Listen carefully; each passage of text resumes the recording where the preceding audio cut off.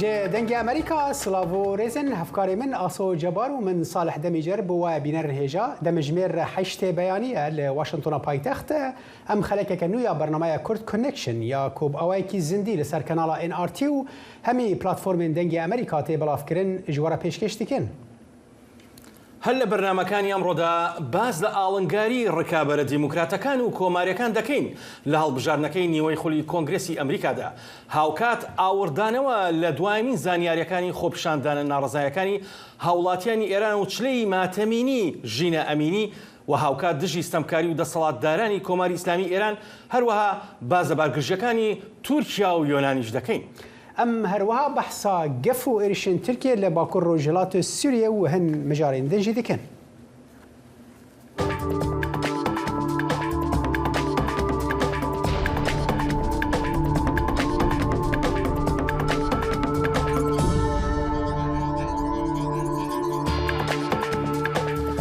گریشن ویتمر فەرمانڕەوایی ویلایەتی میشیگن ڕۆژی سێشەمە لەگەڵ تۆدۆر دیکسن ڕکابەری کۆماریەکان لە دووەم کۆتا دیبیتدا پێش هەڵبژاردنەکان لە ماوەی 2 هەفتەدا ڕوبەڕووی یەک بوونەتەوە. دیکسن ژنە بازرگانێکی پێشووی شرۆفەکارێکی کۆنەپارێزە و لەلایەن دانالد ترامپی سەرۆکی پێشووە پشگیری لێ دەکرێت هیواداری بەرزبوونەوەی پشگیریەکانیەتی و یارمەتی ئەوە بدات لە سەرکەوتنیدا بەسەر دیموکراتەکاندا لە خولی ئەم هەڵبژاردنەدا کە توانیوێتی چەند ملیۆن دۆلارێک کۆبکاتەوە. هەفتەکانی کۆتایی هەڵمەتەکە زیاتر لە ئاڵنگاریکی سەخت دەبێت هەردوو لە هیواخوازن لە ڕێی تەلەڤیزۆن و بۆنە گشتەکانەوە لە سەرانسەری ویلایەتەکاندا کاندیدەکان بەشداری بکەن لە لێدوان بۆ خەڵک و گفتوگۆکاندا. بەڵێ هەڵمەتی هەڵبژاردننی بەڵێ ببورن شاید حاڵەکان دەڵێن پۆلیسی ئاژاوەگێڕی ئێران بە ژمارەیەکی زۆر لە شارۆچکەی سەقز و کە شاری بنەماڵەی ژینە ئەمینیە بڵاوبوونەتەوە دوایەوەی چالاکوانان دوای خۆپیشاندانیان کرد لە سەرانسەری وڵاتەکەدا بە بۆنەی تێپەڕبوونی 40 ڕۆژ بەسەر کوشتنی ژینە ئەمینیدا.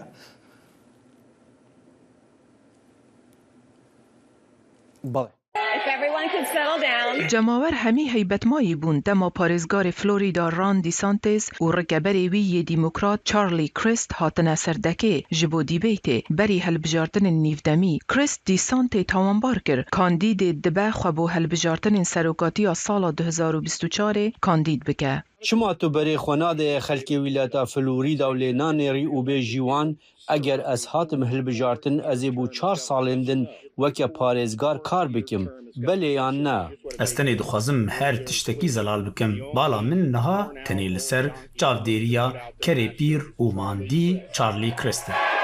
دیسانتیس ده هر راپرسیەکێ de pêşenge ew roniyeke bi serpirsgirêkên civakî yên cuda û dema komkirina peran bo berbijêriyê. Krist parêzgarê komarî yê berê bû ku vê dawiyê di kongresê de weke dîmokrat kar dikir. Wî divêt arasteya siyasî ya Dîsantîs rabigire.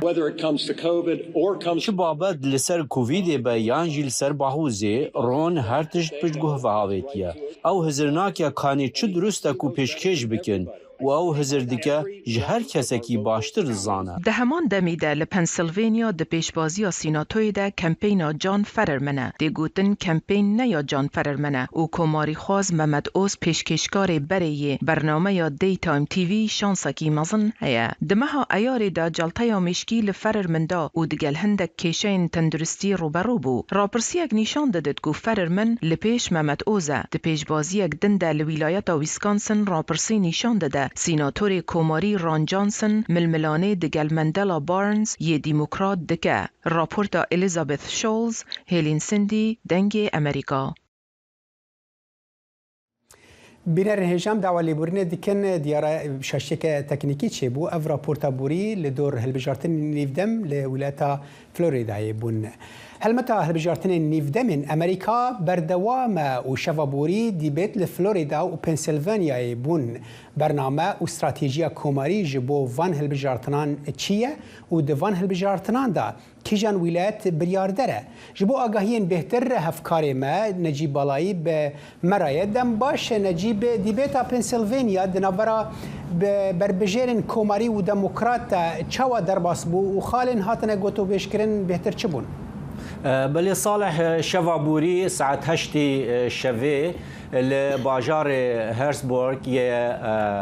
ولاية بنسلفانيا هردو بربجارن ديمقراط وين كوماريان هاتن برهاف جون فيترمان سيناتوري ناي بنسلفانيا وبربجاري يه كوماريان محمد اوز دفان دانوستاندنان دا فان ديبيتا دا گلک خال گلک پرس درباره هما بیجه همو پرس نها گریدای امریکا چی نافخویی آبوری سیاستا در و مسئله یاسایی دادگاه فیدرالی هر همو هر دو بربجیران هات نکرن پیشی هل وقت دزانی کو مسئله آبوری مسئله که گرینگه پیشی خال آبوری کتا پیش و جهات پرسین فترمان گوتی اگر کو اوز ببا سيناتوري يه بنسلفانيا او بكاربينا يعني الهمبري وي هاتا اخفتن قلت او بنسل خلك بنسلفانيا بكاربينا لازي خدمت او بك الآلية الدنيا بنابريا نا شرعي وقاچاغي هر وصا برامبر تونديات شكان برامبر كان اگر بايدن خو بربجير بك ابو هالبجارتين سلوكاتيا 2024 هو الجلن يانا ترامب هروصا بو 2024 هو الجلن يانا قالك برسندن دوا ديبيتي دهاتنا بحث كرن وهر يكي ارغومنت و بلين نجيب يعني كوماري استراتيجيه كتشاوا بريفا دبن جبو بدس خستنا ام بيجن فان قزنجن فان هالبجارتنان كو هناك رابرسينها يعني پیش بینی اوی که دکن کرنگ او پیش کردن. بله صالح وقت دزانی کو دیروکا یا هالبجارتنین میترمی دا کو نزدا خولن میترمی حتی نهاج سال 1945 حتی نکه هاتنا پیک هاتنا توان دا تزانین وکا اشکراج بو دنگدر امریکی کو هرتم دوان نزدا هالبجارتنان دا تنی هفده جاران پارتیا سروک کنگرس کنترولا کنگرزی وندا کریه یعنی پارتیا اپوزیسیون کنترولا کنگرسی کریه جبرویه که یعنی نها استراتیجیت یا کوماریان او دو خالن لاواز هبون الجم کوماریان وانها سیاست و استراتیجیک زراف مشاندی او خال هر دوجی یک کوماری گلک جواکا پنابر یا بیانی کو هاتن امریکا ولكن امریکا نه نافخو هر وصان پیسرشانجی لانها دو ولایتان حتى ردکی اف مساله چاره سرکریه لجورجيا والبنسلفانيا و محمد نجيب جبو دما كما يعني ولايات كدفان هالبجارتين نيفدم دا برياردرن يعني بهتر بريار لاليه وان او تكارن ترازويا و هالبجارتن بوغهرن كيجان ولايات اگر تب كرتي برسوام بله صالح ولايات كو اشكرانه و يك لا كربن ده هالبجارتن ميترمدا ويسكونسنا ولاية جورجيا ولاية بنسلفانيا ولاية نيفادا بينش ولايات كو وي بريار دربن دوان هالبجارتنان دا وحتى هالفان بينش ولايات كو ماغوتن دبكو حتى انها رابرسي واناليز وهذا دان خويا كرنكو كوماري هدي بيش كيفن دوان هالبجارتنان دا نجيب بالاي جالكس باس جبو فان اغايان آشتن کارتر که 2 سال داوین ریوبریا باراک اوباما ده وزیر بروانی بو و کارین لشکری جبو جنان وکرن و قد خیال سر هفرگز خوازن که ده ارتش ده خدمت کرن به داوی آنی ده 68 سالی خدا کوچا داوی کر کارتر دوشم ایواری به کریزا دلمر لگوری دا خویانیا سه شم یا دوگلاس المندورف سروک بش کندی زانینگها هاروارد ده کانون 2015 ده پشتی 3 سال خوندن و دیبیت کارتر فرمان دا ارتش کو همی کاران جنارا وکا آستنگین داوین کو جنان ده خدمت کرنا ده شر ده به پار دکرن راکرن ده نافدجی پوستن ارکن لشکرین هری دجوار پشتی سالک کارتر کو ج فیلادلفیا پنسیلوانیا برپرسیار بو کو یکو برپرسیار بو کو قد خیال سر لشکرین هفرگس خوازن ده ارتش امریکا دا کار دکن بداوی ببه دنگ امریکا جافکانی کا به باوریان و چو آگاهیان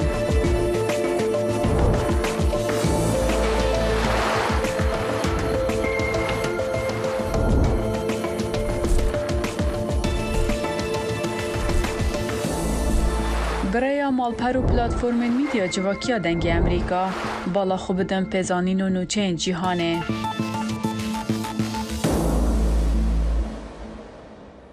شاید حاڵەکان دەڵێن پۆلیسی ئاژاوەژێڕی ئێران بە ژمارەیەکی زۆر لە شارۆچکەی سەقزی شاری بنەماڵی ژینا ئەمینی بڵاو بوونەتەوە دوایەوەی چالاکوانان داوای خۆپیشاندانیان کرد لە سەرانسەری وڵاتەکەدا بە بۆنەی تێپەڕبوونی 40 ڕۆژ بەسەر کوشتنی ژینا ئەمینیدا. ژینا ئەمینی مانگی ڕابردوو لە تەران لەلایەن پۆلیسی بەناو پاراستنی ئەخلاقەوە دەست بەسەر کرا هەردوای 3 ڕۆژ لە ڕۆژی حەڤەی مانگی نۆدا لە نەخۆشخانەیەک کە لە تاران گیانی لەدەستدا. خێزانەکەی دەڵێن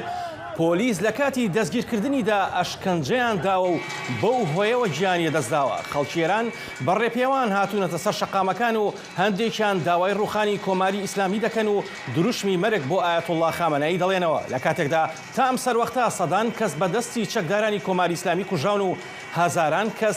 یان بریندار بوون یان دەستگیر کراون. هاوکات لە شارەکانی سەقز، سنا، کامێران، بۆکان، مەهاباد، مەریوان، جوانڕۆ، بانە بەشێک لە دوکان و بازاڕەکان داخراون. لە شارەکەی ژینا خەڵک بەڕێپێوان دەڕۆن بەرەو گۆڕستان.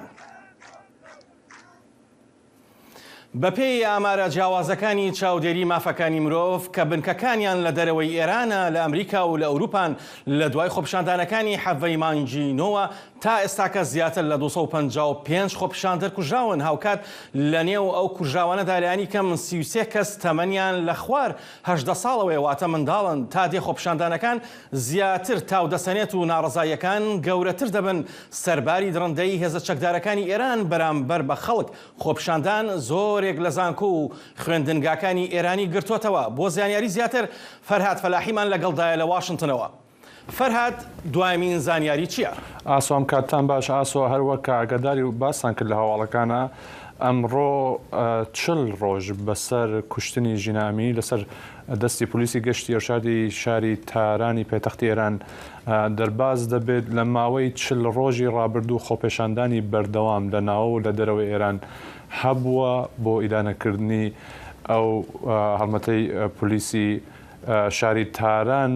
بە چەندین و چەند کەسی تر کوژراون هەتا و زانیاریانەی کە هەتا ئێستا هەن و ئاماژەت پێکرد 255 کەس. بەڵام ئاماژە بەوەیش بکەم ئاسۆ کە چاودێران باس لە ڕێژەیە کوژمارەیەکی زۆر زیاتر لەوە دەکەن. بەڵام بەهۆی ئەوەی کە ڕێکخراوەکان دەسەڵاتی ئەویان یەکە لە نێوخۆی ئێران چاودێری ئەو بارودۆخە بکەن ئەو زانیاریانە پشت ڕاستکراوە نین. لێرە دەنگی ئەمریکایش ناتوانێت بە تەواوەتی و زانیاریانە پشت ڕاست بکاتەوە لەسەر داوای چالاکوانان ڕێکخراوەکانی مافەکانی مرۆڤ، کۆمەڵگەی مەدەنی، پارتە سیاسیەکانی کوردی ئێران بڕیار وابوو ئەمڕۆ مانگرتن و خۆپێشاندان بەڕێوە بچێ شاری ژینامینی سەقز. یەکێک بوو لەو دیمەنانەی کە 43 ساڵە کۆماری ئیسلامی دیمەنی ئاوایی بەخۆیەوە نەبینیوە بە هەزاران کەس سەرڕایەوەی کە هێزەکانی کۆماری ئیسلامی هەموو ڕێگاوبانەکەیان داخست بوو بۆ ئەوەی کە کەس نەگاتە گۆڕستانی ئایچی شاری سەقز. بەڵام خەڵک ئەو سنوورانەیان دەرباز کردن و بە پێ بە هەزاران کەس خۆیان گەیاندە گۆڕستانی ئایچی لەوێت دروشمی دژ بە کاربەدەستانی حکوومەت دروشمی دژ بە علی خامنەی ڕێبەری باڵای کۆماری ئیسلامیان دایەوە. چلەی ژینا ئەمینی لە گۆڕستانی شاری ئایچی بەڕێوە چوو لە هەموو ناوچە جیاجەکانی ئێران لە شاری تارانی پایتەخت لە مەشەد لە ئەسفەهان لە تۆرێز لە هەرێمە کوردەکان بە گشتی خۆپێشاندان بەڕێوە چوە لە تاران بازاریەکانمانیان لە دوکان و بازاریان داخستۆمانیان گرتووە و دروشم دەڵێنەوە لە هەرێمە کوردیەکان بە هەمان شێوە زانکۆکان بەو دیمەنانەی کە ئێستا بەدەستمان ئەگەن زانکۆکان لەلایەن هێزەکانی کۆماری ئیسلامی ئێرانەوە گەمارۆ دراون تەقەی ڕاستەوخۆ لە خوێندکارانی زانکۆکان کراوە. ئاسۆ ئاماژە بەوە بکەم کە پارێزگاری کوردستان دوێنێ بەهۆی ئەم بارودۆخەی کە ئەمڕۆ هەبووە بە بیانووی بڵاوبوونەوەی پەتای ئەنفلەنزا ڕایگەیاندبوو کە پشووی سەرانسەریە لە هەموو زانکۆ قوتابخانەکانی پارێزگای کوردستان هەروە لە پارێزگای ئەردەبێڵ و چەندی پارێزگای تریژ هەر بەم بۆنەوە کە ڕێگری بکەن لە خۆپێشاندانی بەربڵاو ڕایانگەیاندبوو کە پشووی گشتیە لە شوێنەکانی خوێندن، بەڵام ئەمەش نەیتوانی خەڵک ڕابگرێت خوێندکاران ڕابگرێت ئەو دیمەنانەی کە بەدەستمان ئەگەن دیرۆکێکی تریان تۆمار کرد خەڵک لە نێوخۆی ئێران بەوەی کە لە چلەی ماتەمینی ژینا ئەمینی ڕژاونەتە سەر شەقامەکان و دروشم ئەڵێنەوە لە دژی کاربەدەستانی کۆماری ئیسلامی ئێران لە دوایین زانیاری کە پێمان گەیشتووە خەڵک لە دوایەوەی کرد لە گۆڕستانی ئایچی دەربازی ناو شاری سەقز بوونەتەوە ئێستا لە دەوروبەری فەرمانداری شاری سەقز کۆبوونەتەوە لەوێ خۆپێشاندانەکان بەردەوامن بەوەی کە هێزەکانی ڕژیمیش هەوڵی سەرکوتکردنی خۆپێشاندانەکان دەدەن. ئاسۆ بەڵێ سپاس بۆ زانیاریەکانت فەرهاد. سپاس بۆ ئێوەش. عێراق پشتی کریزێکە کورا سیاسی دێ پێواژۆیە ئاواکردنا حکوومەتێکە نو دەیە لێ دامەزراندنا حکوومەتە نو گەشتبینیەکە زێدە لە ناو هەژمارێکی عێراقی چێ نەکریە کو دەبێژن ئەو نکارە تو گوهرتنان دە سیستەما سیاسیە وی وڵاتیدا بکە. ڕۆژنەماوان و شیرۆڤەکار سیاسی علی فازل دەبێژە کەسێک کۆ بەرپرس بوو دەکەتنا پارێزگەهێن عێراقێدا دەما داعشێدا نەها دخوازە ببە سەرۆک وەزیرێ نوێ وی وڵاتی. آگاهی بهتر دوی راپورته ده. عراق لە سەروبەندی پێکێنانی حکوومەتی نوێدایە، بەڵام لای عراقیەکان ئەم حکوومەتە نوێیە وەک گەڕانەوەیە کە بۆ چوارگۆشەی یەکەم لە سەروەختێکی دژوارتری عراقیەکان پێیدا تێتە بەڕەن. الحكومة الموجودة حاليا اللي راح حكومتي استاك بسروكاتي سوداني بيك دهندريت براي من دمتساوي دوهمي نوري المالكية لا حكومتي يكمي مالكي داك شانوي أمريكا بهوي أو حكومته بو أوج رويدا كرويدا لا حكومتكي دوهمي مالكي دا أو حكومتي يقل سرسي عراقي دا بدست داعشوا أما بيلا كشتنا كانوا داجي كردنا زورا مليه كانوا أو بالراباراني لعراق دزران دا أم حكومة نوێیە و های دادەنێم سێم حکوومەتی مالیچیە هەر بۆیە گەشتبین نیم بە محەممەد ئەلسودانی چونکە ڕووکارێکە بۆ نووری ئەلمالیچی. نوورین مالکی سەرۆکی دەوڵەتی یاسا دوو گەڕی سەرۆکایەتی حکوومەتی عراقی لەدەستدا بووە و لە سەروەختی دووەم گەڕیدا داعش توانی دەست بگرێ بەسەر یەک لە سەرسێی وڵاتەکەیدا. المسؤول الأول بەرپرسی یەکەم لە کەوتنی پارێزگاکان و کەوتنە دەست داعشەوە وەک لە بڕیاری ئەو لێژنەیەی پەرلەماندا هاتووە کە دوای کەوتنی سێ پارێزگاکەی عێراق پێکێنرا بڕیارەکەش دەڵێت تاوانباری یەکەم و هۆکاری یەکەم نووری ئەلمالیچیە بەو پێی سەرکردەی گشتی هێزە چەکدارەکانی عێراق و هەر ئەویش فەرمانی بەلەشکردا بوو تا بکشێنەوە. فێڵشی لە سەرکردە ئاسایشیەکان کردبوو. بێگومان تاوانباری تریش هەن وەک هەندێک لە سەرکردە لەشکریەکان وەک پارێزگاری نینەوە و خەڵکانێکی تریش. بەڵام تاوانباری یەکەم لە داگیرکردنی عێراق لەلایەن داعشەوە نووری ئەلمالیچیە چونکە ئەو سەرکردەی هێزە چەکدارەکان بوو بەرپرسیارەتی کەوتنی عێراقی لە ئەستۆیە بۆ ژێردەستی داعش. دوابەدوای کشانەوەی مقتەدە سەدر لە پرۆسی سیاسی عراق لایەنەکانی چوارچەوەی هەماهەنگی پێکدێنن ناکۆچی دەکەوێتە نێوانیان لەسەر دابشکردنی پۆستەکان، بەڵام پاش کۆبوونەوەی سەرکردەکانی چوارچەوەی هەماهەنگی لە ماڵی حەیدەر العەبادی سەرۆکوەزیری پێشووی عراق بڕیار دراوە پەرلەمانی عراق ڕۆژی پێنجشەممە کۆب بێتەوە بۆ دەنگدان لەسەر کابینە نوێیەکەی محەممەد شیاع ئەسودانی. هەڵبەت تەواوی ئەم توێژە لەگەڵ علی فازڵدا لە سەکۆمیدیاکانی دەنجی ئەمریکادا دەتوانن بینەری بن. لە عێراق هەندێک پرسی سیاسی یەکلایی نەبووتەوە، بەڵام ئاڵنگاریەکان زۆر لەوە گەورەترن کە بتوانن دەمودەست حکومەت پێک بهێن و وەزارەتەکان دابشکەن. دەتوانن جیاوازیەکانیان وەلا بنێن و ئاوڕ لە نەهامەتەکانی خەڵکی عێراق بدەنەوە، دەتوانن حکومەتێکی بەهێز و سربەخۆ و دژ بە گەندەڵی دروست بکەن. بۆ ئەمە بەسە پەیامنێرمان دڵشاد ئەنوەرمان لەگەڵدایە. دڵشادم کاتت باش. ئەم کاتت باش، زۆر سپاس. سبەینێ پەرلەمانی عێراق کۆ دەبێتەوە، ئایا دەتوانن پرسی پێکەنانی حکومەت و دابشکردنی وەزارەتەکانیش یەکلای بکەنەوە؟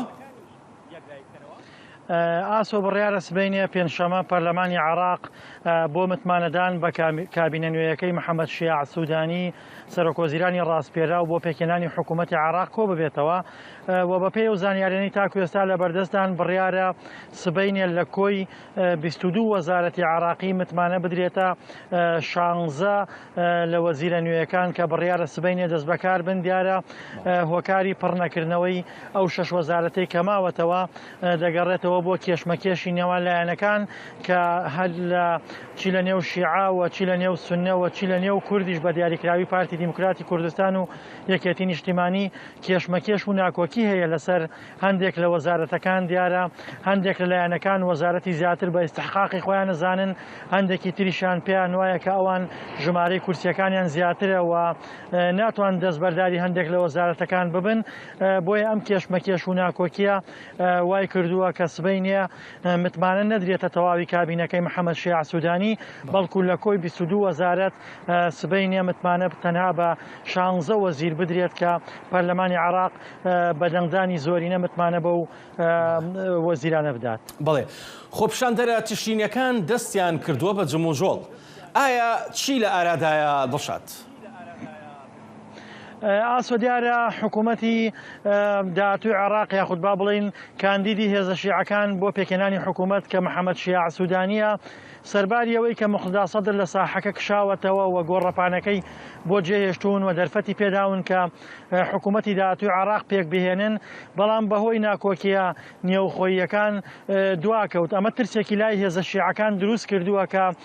ئەم دواکەوتنە ببێتە هۆی دەرفەتدان بە گەڕانەوەی سەدر بۆ ناو یاریەکە و ببێتە هۆی نیگەرانکردن و تووڕەکردنی زیاتری شەقامی عێراقی بە تایبەتی تشرینەکان. بۆی ئەوان پەلەیانە دەیانەوێت بە هەرچی شێوەیەک بێت حکوومەت پێک بهێنن و حکوومەت لە ژێرچنگی مستەفا کازمی سەرۆکۆزیران دەربهێنن کە بەلای شیعەکانەوە کەسایەتێکی متمانە پێکراو نییە و دەیانەوێت پۆستەکە ڕادەستی محەممەد شیاع سوودانی بکەن کە کاندیدی خۆیانە و دیارە ئەم پەلەکردنە بەشێکی پەیوەندی بە ترسەوە هەیە لە جوڵەی شەقامی عێراقی و تشرینەکان لەلایەکوە سەدر و ڕەوتی سەدر لە لاکەی تر، چونکە وەکو ئەزانین کە لە هەڵبژاردننی پەرلەمانی پێشووی عێراقا ژمارەی دەنگدان لە هەڵبژاردنە کەم بووە. خەڵکی زۆری عێراق بە ڕەنگە نزیکەی 80 لە سەدی عێراقیەکان بایکۆتی سندوقەکانی دەنگدانیان کرد و هەموو ئەوانەی کە بایکۆتیان کردووە بێگومان بایکۆتکردنەکان ئاماژەیە بۆ ئەوەی کە لە دۆخەکە ناڕازین. بۆیە شیعەکان پێیان وایە کە ئەو دۆخەی کە ئێستا باڵی بەسەر عێراقا ئەو دۆخە بێدەنگەی باڵی بەسەر عێراقدا بەستووە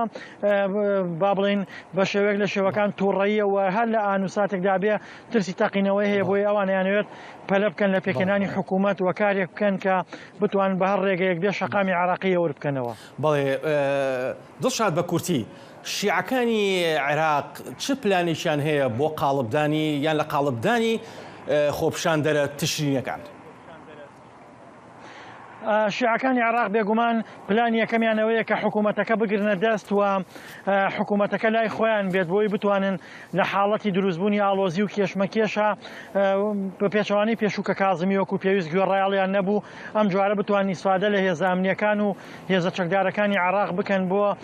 کۆنتڕۆڵکردنی دۆخی عێراق و هێورکردنەوەی شەقام و بەشێکی تریشان ئەیانەوێت کە لە ڕێگەی حکوومەتەکەی محەممەد شیاع سوودانیەوە هەندێک بەڵێنی دامەزراندن و بودجە خەرج بکرێ بۆ هەندێک ناوچەی عێراق و لە سەرەتاوە هەندێک بەڵێن بدەن بە عێراقەکان بۆی کە تووڕەییەکانیان تەشەنە نەکات لەم ڕێگەیەوە ببنە لەمپەر لە بەردەمەوەی کە خەڵکی عێراق لە دەوروبەری تشرینەکان کۆ نەبنەوە و نەتوانن کە شەقامی عێراقی بوروژێنواتە. پلانی هێزە شیعەکان دوو بەشە بەشێکیانەوەیە کە هێزە چەکدارەکان بگرنە دەست بۆی کە بتوان مامەڵە لەگەڵ ناڕزایەتەکانە بکەن و بەشێکی تریش بتوان لە ڕێگەی حکوومەتەکەی محەممەد شیاع سوودانیەوە هەندێک باڵێن بدەن و شەقامی عراقی هێور بکەنەوە. بەڵێ سپاس دڵشاد بۆ کاتەی پێت بەخشین. زۆر سپاس بێوەش. ئەمریکا سەرچاوەی متمانە پێکراوی هەواڵ و زانیاری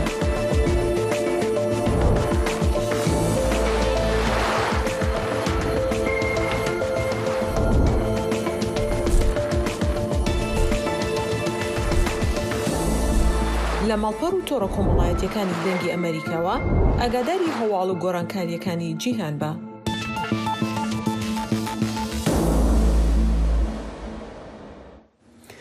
آژانسا نوچەیانە ئەنەدۆلیا دەوڵەتە ترکیە ڕۆژە چارشەمێ ڕاگەهاند کە پۆلیسên Tirkiye سەرۆکا یەکێتیە پزیشکên Tirkiye شەبنەم Kuror Fincancî به ادعای پروپاگاندای رخصتنا ترور گرت سردوزگری انقره راگهاند که داخواز دادگاه که سیویل هاتیه کرنج بو به داوی آنینا ارکاویا سروکتیا یکیتیه و هربجارتنا سروککی نو هاتا گوتن که لپرسین هات دست بیکرن لدور داخویانین فنجانجی که هفته بوری جدزگاه که مدیایی پارتیا کارکرین کردستان پکه کرا کربو و تدا بحثا بکارانینا چکین کیماوی جعالی هزین ترکیه و هاتبو کرن هفته بوری سروک ترکیه رجب طیب اردوغان ج روزنامه وانان را گوتبو که هزین چکدار قد چکین کیماوی بکار نآینه و ده درباره کسین وان ادعایان دکنده پیوان نیاسایی ورن ستاندن. هر لسوریه جی گفو ایریشن ترکیه لباکور روجلات سوریه بردوامن و دوان روجین داوی دجی ترکیه به درونان ایریشی کمپانیه که آوا کرنه لقامشلویه و دو گندن کوبانیه کر. جبو آگاهی بهتر نها پیامنیر ما لقامشلویه زانا عمر به مرایه دم باش زانا تا آگاهی نود دربار ایریشن ترکیه ده هنه او ایریش بهتر لکوها بونو کی کرنا آرمانج. دنباش صالح جخوا دریا دروجان بالافرك بي بيلوتيا ارتشا تركيا تاخا ميسلون لقام شلوي لشركه اواهي سازيه كي كر ارمانج د انجام اويده دو كسان جيانا خوش دسدا حتى نها بشتوي دروجاجي او كسن جوهاتنا ارمانج كرن وجيانا خوش دسدانه ناسنامه وان نها ديار كرن لي او اواهي او شركه يا اواهي سازيه بسر ريفبريا خسر ده و کسین گوته د کار دکن کارمند ریوبریا خسر جخوال علی کوبانه جی تو بارادن چه بولی یا بالکش اف بوگو بشتی چند ساعتان سردارا سردانا شاندری امریکی جبو قامشلوی او بالافرا ترکیه یا به پیلوت او ایریش پیکانی بله صالح باشه دوی درباره در ریوبریا خسر داخویانی تب امریش کریار تب برسف دان ندان و یعنی ام ببیجن باندورا ویری کل سر خلکه لوی دری چاوایه جخوا ریوبریا خسر دموکراتیک چندین جاران اف بیاد بیجه و داخویانی فرمی دش بیجه او دوز لی گارانتورین اگربستا اکتوبری و اگربستا شتوشي هم امريكا هم روسيا يدكنغو جرك فشار لتركيا ورا كريم داكو بان ايريشان راوستينن جخوا قامش لي وقت ام دكار بيجن نافندا باكرو رجلاتي سوريا و دماغو ايريشا تركيا يسد تشيدبه بعدوله كي بيرمزن تشيدبه دحمم مليون جياني ده يعني افضلون حتى تفجر بازاري وتفجر تشونو هاتني لاوازه نوك بريا في ايريشي بو شخو بالكيش بو جدما ايريشا ارتشا تركيا بالافرك بي بيلوت بسر دبستانه كي حسا كي نزيكي بناء كواليسيون الملتوي جويد ميده اصلا ايريشان دا كتبو لي ديار افشر روجن في داويه يعني برياويجي بحفتيه كي إريشا بسر كارمند ريفبريا خسر ونهاجي لقامشلوي باندورة كي بيرنيني ديكا و ريفبريا خسر دوز لأمريكا بتايبت والكواليسيون ديكا جو في شهر تركيا بك فان إريشا راوستي بله باشه زانا اف ایریش دبند دمک دا کو گشبونه که بر بچاو یا داعش یا چکدارین داعش افشانین رازاین داعش هم کارن ببیجن لسرانسری سوریه برفره و گشتر بویه ریوبریا خسر قصد برپرسن هرم دوی درباره دا چه دبیجن و چه دکارن بکل برانبر راوستان وان جخوا تشتكي بير بالكي شيء و يعني هيزك يا هيزن سوريا ديمقراطي ملي آگاهی دانهوا آلیگاهیان دور داعش گناه داعش دور درعای پر اکتیو بویه جخوا لبادی لالی پالمیرای پر اکتیو بویه او لملن دورین جیر کنترولا چکدارن اپوزیسیون سوریه سر ترکیه و لورجی اکتیوه هیزن سوریا دموکراتیک لگوری آگاهیان گو پاروتکن او بردوام آگاهیان در دوراج دروی هریمن ریوبریا خسر دروی هریمن کنترولا هسده آگاهیان لدور داعش به هیزن کوالسیون ناتویره به امریکا ره پاروتکن و جخوا بالافرین کوالسیون هم اپراسیون تایبت لوان دورا گلک جارا چید به هسده تکزیز تروی خالدی که گو اکتیو بونا و دروای هریمن کنترولا و دشب ویجی داعشی ده جبرگو ایریشن داعشیین گو تین لسر هریمن ریوبریا خواستن جوان هریمان تین پیلان کرن وکه دورک اولش بوان تیدیتن جبر ویجی او بجداری همو اپراسیونان دبن آن به بجداربونه که دایرکت آنگو به بجداربونه که بریا دانا آگاهیان لدور کسایت و لیدر و کسین گرینگی داعشی لوان دورا بله زانا عمر پامنیر مش خامشلو گلک سپاس بو وان زانیاریان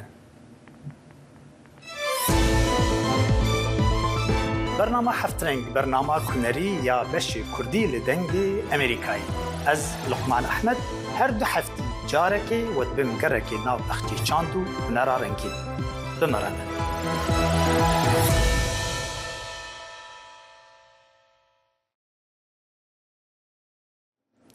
تاکیۆ مۆری جێگری وەزیری دەرەوەی ژاپۆن ڕۆژی سێشەمە لە تۆکیۆ چاوی بە وێندی شێرمان جێگری وەزیری دەرەوەی ئەمریکا و هاوتاکەی کۆرەی باشوور چۆ هۆیدن کەوت و ئەمە دووەم کۆبوونەوەی ڕاستەخۆی سێبەرپرسە لە دوای دەست بەکاربوونەوەی سەرۆکی کۆنەپارێزی کۆریای باشوور یۆنسونگ یۆڵ لە مانگی پێنجدا. ئەمەش ئاماژەیە بۆ باشتربوونی پەیوەندیەکانی نێوان ژاپۆن و کۆریای باشوور. ساڵێک لەمەوبەر جێگرانی وەزیرانی ژاپۆن و کۆریای باشوور دوای گفتوگۆی سێقۆڵی لە واشنگتن ئامادە نەبوون بەشداری لە کۆنگرەیەکی ڕۆژنەوانی هاوبەشدا بکەن. لە ئێستاکەشدا شەرمان سەردانی تۆکیۆ دەکات بۆ نیشاندانی پابەندبوونی ئەمریکا بە ناوچەکە و هاوپەیمانەکانیەوە کە ژاپۆن و کۆریای باشوورن. جه بو گرتین شرن برین اوکراینای دماوند گرتیگهن روسیای در باسکری قط جبیروان ناچه الینا پنینا کو بری شرل بندر ماریوپول کار دکر دناف زیتری 200 گرتیان دبو ده هفته جوتمه ده یک جه مزنترین به هفگوهرتنا گرتیانا شر ده هات بردان و گوت هنک جمع جبرکو ما تیر ندخوار جهش خواد چون روجه جاره که 15 کلیکان ام در خستن درو هنکان استا شکر وان دادیکت پنینا یا 25 سالی آلیکاریا بروانیا کارگه که لماریوپول کرد دما دورپیشا چند مهان ده بری کوهزن روسی باجر ده نیوی گولانه ده بگرن روسیای دانستاندنا خراب لگل دیلین شر ردکه زلامکی اسپانی که جبو قهرمانی جهانی فیفا 2022 ج مدرید بر به دوحه و چو او گهشت سلیمانی لحرم کردستان عراق و بری وی لقطر بو و پشتی درباسی ایران بود دسپیکا جوتمه ده او وندا بو آگاهی بهتر دوی راپورته ده هندره سرسختکه ریال مدرید بە پیادەڕەوی دەمانگە بەڕێگاوەیە تا بگاتە مۆندیالی 2022 قەتەر و لە یەکەم یاری ئیسپانیادا ئامادە بێت 15 وڵاتی بە پێ بڕیوە و دوجار لە عێراق لە شاری سلێمانی بینراوە لەو دەمەوەی چووەتە خاچی ئێرانەوە هەواڵی ونە لە مەدریدیشەوە دایک و باوکی لە خەمێکی گەورەدان دیارنەمانی کوڕەکەیان لە وڵاتێکدا کە ئێستا دۆخی ناوخۆی لە پشێویدایە لای ئەوان هەڵدانەوەی وێنەکان ڕەنگە سەبووریەک بێت بەڵام خوازیان کوڕەکەیان لە مۆندیالی قەتەر ببیننەوە باسی ئەوەش دەکەن کوڕەکەیان ڕایگەیاندووە گەیشتوەتە تاران سبینیە دەچم بۆ تاران بۆ پایتەخت بڕیارە کەناڵێک راپۆرتم لەسەر بکات لەوێشەوە لەگەڵ ئەوەندا دەچینە بەندەر عەباس و بە کەشتی دەچینە قەتەر. ڕۆژانە ساندیاگۆ سانچێز دەبۆ 15 کیلۆمتر ڕێگای بڕیوە دواوێزگەی شاری سلێمانی بووە و بە هاندەرە مەدریدیەکانی ئەو شارە شاد بووە و پەیامی گەشتەکەشی ڕاگەیاندووە. Bueno, la idea del viaje también es motivar, inspirar a otras personas. بیرۆکەی گەشتەکەم ئەوەیە کە پاڵنەر و ئیلهام بەخش بم بۆ کەسانی دیکە. دەتوانین وا بکەین بە تێچوونێکی کەم زۆر دوور بڕۆین. ساندیاگۆ یاریزان و ڕاهێنەرە لە مەدرید و عاشقێکی وێڵی تیپەکانە ڕیال مەدرید داشی ئەو ڕستانەی کوڕەکەی هەر لە مشکدا ماوەتەوە کە پێی وتووە کەمیەدراو ئەیران پێیوتم من شتێکت پێ دەڵێم هەتا لەسەر دنیا بمێنمەوە پێم باشە بمرم نەک بەهێ منی بژیم من بۆ یارمەتیدانی کەسی دی و سروشت لەدایک بووم. ڕەنگە ئەو چێژبەخشینەی هاندەرەکەی ڕیال مەدرید بەس بوو بێت لە بینینی خەڵکی جۆرا و جۆری دنیا و چنینەوەی میهرەبانیەکانیان لەگەڵ جوتیارەکەی پێنجێنیشدا هەر باسی ڕیال مەدرید بووە. ئەتینەوەی ئەوە چێ هینەکەن یانەیەکن وتی مێمە حەزمان هی یارینی بە شەلۆنایە وتی من ڕیالم بەخوا بێ بن بە ڕیال ئەمانیش یانی بۆ خۆمان دوو دانێ لێمەیانی کردی بە قاتەکانمانەوە. شەوێک لە خانەخوێی ئەم ماڵە کووردە لە پێنجوێن ڕۆژی کردوتەوە و دواتر ڕۆشتووە بەرەو ئێران. وتێچم بۆ باشماق لەکوێتمان باشماق لەم جادە ئەڕێ وتێچم بۆ باشماق ئەتی پاسکیلەکەی بێ ئێمە مەشغوڵین بە واسەی باخ و ڕێن سێ و چنین و تەماتی ڕێنین و ئەمانەوە ئەتی ئەو هەشتونی و پاسکیلەکەی کرد و نان و چای خواردی بەیانی ڕۆیی بەرەو باشماق بۆ جادە ڕۆی بوو هەتاکو نزیکی باشماخیش خەڵکی خۆمان ناسەوەی خۆمان بینی بۆ ڕۆی بوو. پەیامەکەی هاندەرە سەرسەختەکەی ڕیال مەدرید ڕوونە ئەگەر لە ئێران نەخرێتە ژێر میکرۆسکۆبی سیاسەتەوە ڕەنگە هەواڵە خۆشەکەش بۆ دایک و باوک و هاندەرەکانی ئەوە بێت ساندیاگۆ سانچێز لە مۆندیالی تۆپی پێی قەتەر ببینرێتەوە. یحیا بەرزنجی دەنگی ئەمریکا.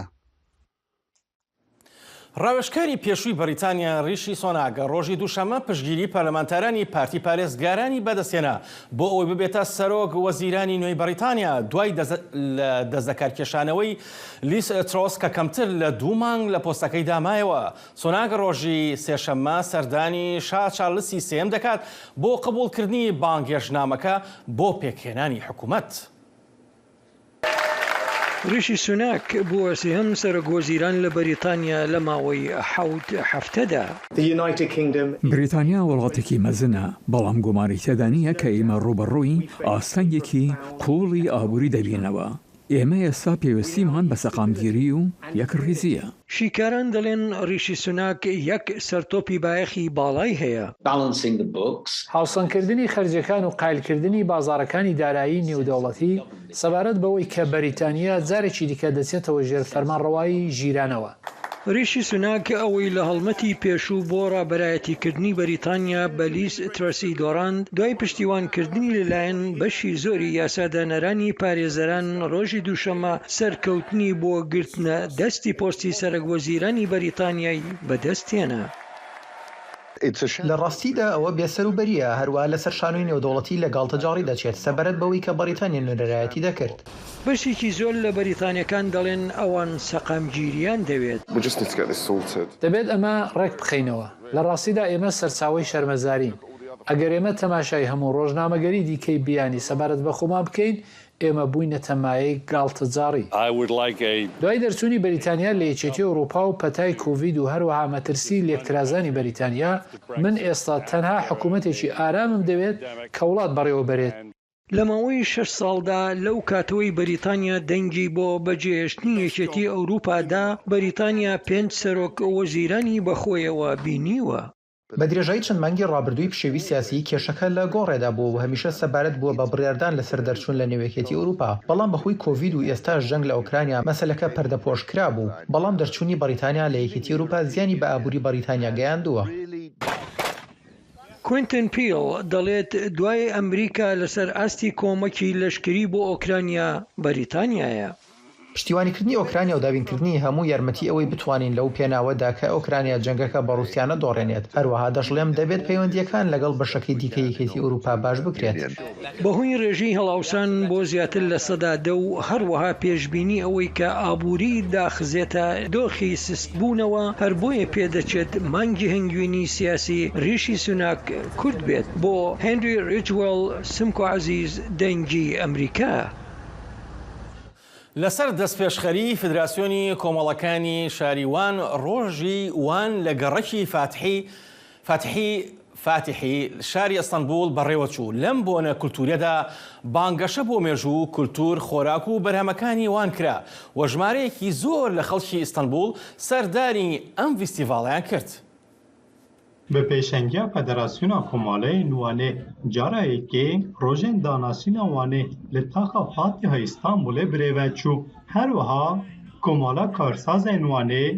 Wekfa Wanê, Wekfa Ercişê, Federasyona Komaleyên Wanê yên Bursa ji di nav de gelek saziyên Wanê tevlî rojên danasînê bûn û cihê xwe li qadayê nîqabê girtin. Di van rojên danasînê de dîrok, çand, xarin û berhemên Wanê hatin pêşandan û hêjmarek zêde İstanbulî ji serdana vê derê kirin. Lê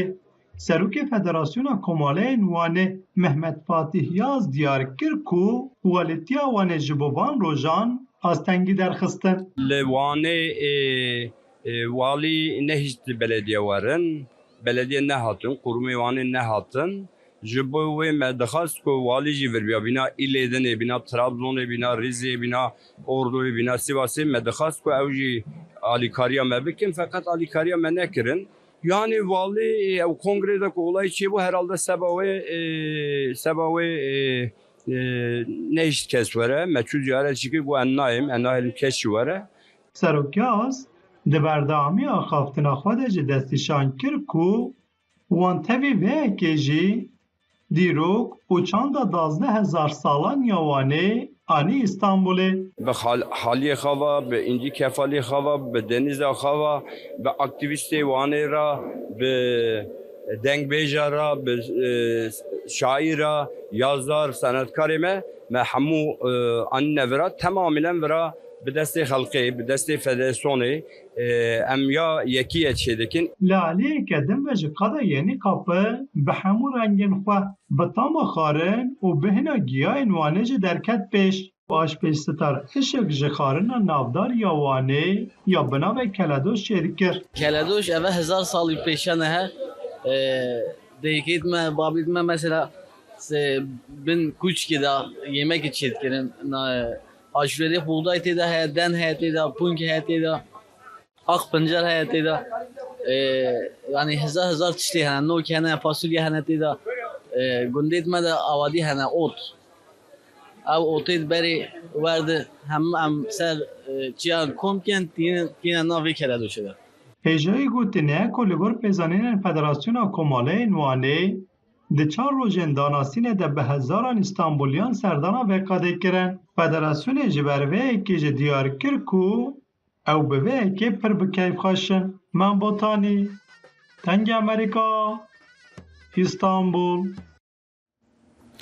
Rêveberiya çandiniyê ya Herêma Furatê bi planeke nû ji bo cotkarên Kobaniyê dest bi werza çandiniyê ya sala 2022 û 2023 kir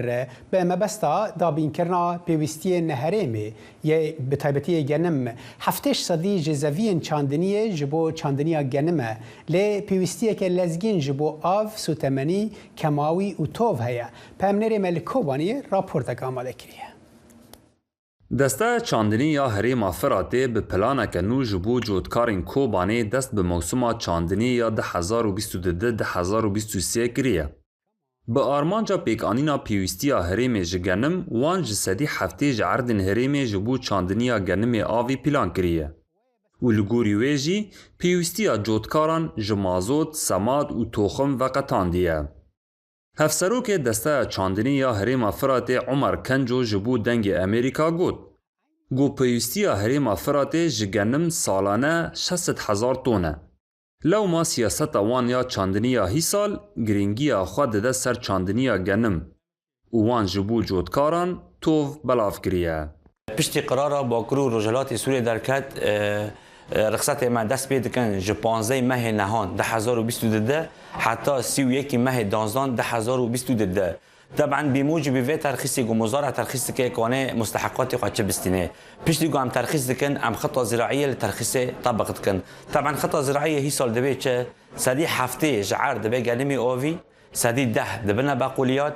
و سدی ده دبی خضار شتویه سدی 15 دبی پمی و سدی 3 دبی خضار صیفیه جودکارن کوبانی جبر بهابونا سمادن کیماوی و تنبونا مازوت گلک زحمتیان دبینن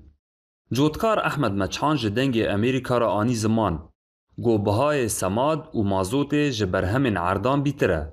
و او دبیجه گو جبر خسار و نبونا موسم سالین در باسبوی دا جودکاران عردن خواه نچاندن جمعه را گوتن توخم هم که بلا کن بده 1300 خوشه یعنی نسبه خوشه یعنی دفعه جاره که بدهی باهی خوشتر بو جملت را یعنی لانو ملت و بود 10 ساله موسم نوه و موسما و جاره ملت نکنه توخم ده بکنه پر دنهر مل و عردون دنهر ما این کسی عرض رو نکنه لگون دی جیران هم دنهر عرض رو نکنه موضوع کوچو گوتا جود قادون و گوتا موسم قادون که موضوع چپ کیه دبه موضوع دبه بری موسم بری کو جود بگی کو موضوع ابتدای کو جود نکی که موضوع شکر بینی وارد دور قوپیون دخین تو موضوع ده برد کتینی تزانینگو آبوریا هریما کوبانی گرینگی خود ده سر چاندنی لید سالین داویدا چاندنی لهریم بگیشتی پاشکتیه جبر نبارینا بارانه هروها گیمبون و بهابونا پیدیوین چاندنی این سرکه و افجی دبجیه آلوزه محمود بالی دنگ امریکا کوبانی راپورت آمه بیجی یا پمنری ما سلام بالایی لدهو که کل دور کشکا بهدینان لباجاری آمیدیه آمدیه او باجر نبچیک بیتو نجی مزن هبونا وی باجری ودگرید بو سالن 810 و 820 بری زاینه لسال 1229 بوی پایتخت میرگه بهدینان و سال 1843 هاتیه داگیر کرنجلای امپراتوریت عثمانی و ادوی باجری دا گلک شینوار و پاجوماین زردشتی و میتیرایی و میدیاین تینه دیتن لسر دمه میرگه بهدینان جی هنجه جوان هاتین بکار اینان بو مرمن جدا جدا لپشتی دولت امیدی ل 538 نوف شوی پاشما دولت امیدی هاتی نوره امیدی که پایتخت وی دمید گوته آبایی امیدی نوف امیدی شوی هاتی اما نوف دیتر ود بن عمادی او زفری تا بو 507 هجری بیت 1142 میلادی بی سردم عماد الدین زنگی هاتی نوف کردن بس کاونترین بالگا اول نوف امیدی کوب امات هاتیه لت اصل دو اف جهه وكو پرزگاه کو زردشتی بیا و بالگاج اون برکب بالگات شنوری اون کو همو حمایت پرزگاه زردشتی وی جی هنا جوان جی جوکت اوه جت اوگری ستین جه پرستنه اب همی تدا هنا و چور حمایت سرکی هنت پرزگاه زردشتی دو وكو پیروزی تنان نیاسین اکشوانا اوه هوایا اوگر و آخه چندین جه آنکو او پارزگه او شینوار لناوا آمیدیه دا لسال 1952 وک شینوار هاتین تومار کرن و ناساندن میرگاه بهدینان زیدت آمیدیه پایتخت اون بیه ساده 13 نوارسا ساده 12 و 13 هاتیه دامز راندن زیدت 60 سال حکمرانی دبر بهدینان خره که آمیدیه جی پایتخت اون بیه قالك جرا اف ميرجها كديات باند حصار دا وشر دا اف جها وكو مسرح جي هاتي بكارينان ودمت حصار دا جي اف جها وكو عمبار كن او هاتي خزن كرن بو كودانت خويت يروجانات بيست مزگفت و مناره آمیدی یک جهن کفنه وی باجری بویا بلندهیا مناره 33 متر و میجویا و ودگرید بوچاخ 15 زاینی لسر دست سلطان حسین ولی میرگه بهدینان 1534 1507 هاتیه آبا کرن دیروکوویچ زبریتن بو سردمت کفن اف جه بری بیتا مزگفت پرزگاه کو میترایی بیا خداوند روجت داتا تا پرستان او نشانت پرزگاه میترایی به و دیارن و کو درش دم چخوره و یک نشانت پرزگاه میترایی پر اوهای خوجیت گلک طاری او یک نشانه ما جه بو عمبور کنه کاوند زیت داتا تا عمبور کن پرزگاه داتا تا رهن کردن او جو پیو دیاره و هر واسه کوونه تو یعنی ناو دا همی کوونه لسال 537 دم عماد الدین زنگی تهتن باجر آمدی داگیر کتن و خراب کتوه توی دمی دا افجه هاتیا تکدانه و هاتیا کار اینان وکو مزگفت حتی نوکه چونگ میرگه ها بهدینان جبالنده سیمر خود دوماران پکتید لدیو بسپورن شینوارا ددن دیار کرن کو او نقشه دیار کرنا هز و شکویا میرگه ها بهدینان بو و درگه سرکی بویا جبوچونا ناو سرایا میرگه. سلام بالایی دنگ امریکا دوهاک داویا کرد کنکشن بمینند ناف خیر و خوشیده. هر شاد